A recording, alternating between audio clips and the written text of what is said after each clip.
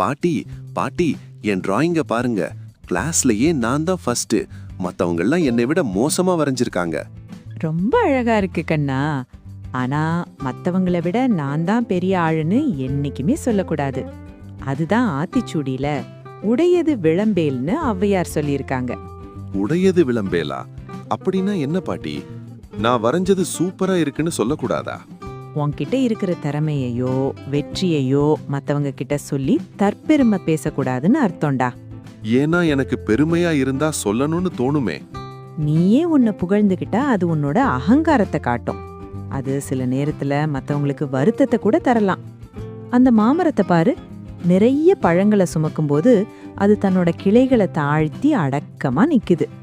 அது போலதான் திறமைசாலிகள் அடக்கமா இருக்கணும்.